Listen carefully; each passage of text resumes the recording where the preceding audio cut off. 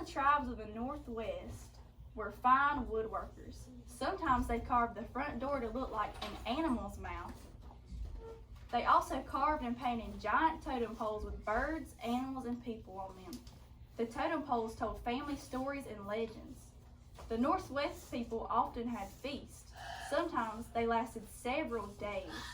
At the feast, the host gave many gifts, blankets, jewelry, even canoes.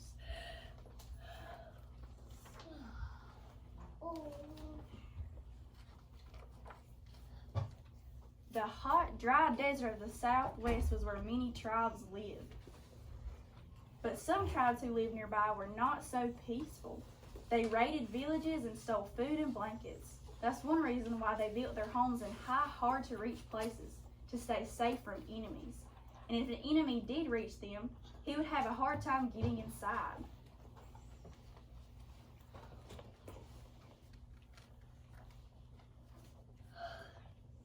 It was not easy to farm in the desert where there was so little rainfall.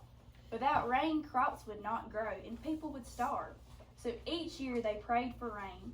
Priests would set free to carry prayers back to special spirits. The zigzagging bodies of the snakes in the sand reminded them of lightning that would come with the rain. Look at that snake in his mouth. That's scary, isn't it?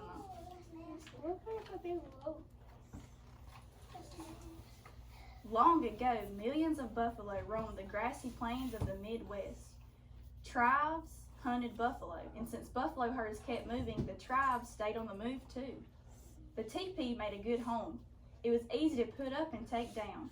When the chief signaled it was time to leave, the whole village would move and be ready in just a few minutes. Do we follow around our food like they did? No.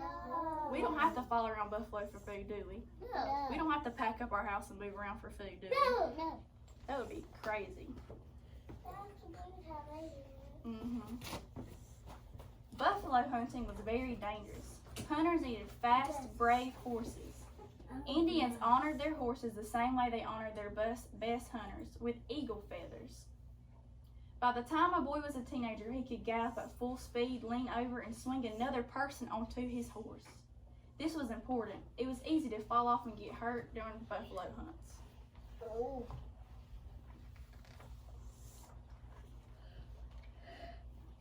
The Native Americans were very thankful for the buffalo. They ate buffalo meat. They turned buffalo skin into clothing, tents, and blankets. Bones and horns were carved into tools, bowls, and cups. Buffalo tails made good fly swatters. Children even played with toys made from buffalo. Bone dice and balls of hair rolled up. They played with buffalo bones as toys. That's scary. No, it's nasty. They can also put it in their mouth. Woodlands people put trees to good use. Branches became bows or spears or tools for farming. Bark was made into baskets, bags, and canoes. And their houses were made of trees and bark. They were so big, many families could just live in one.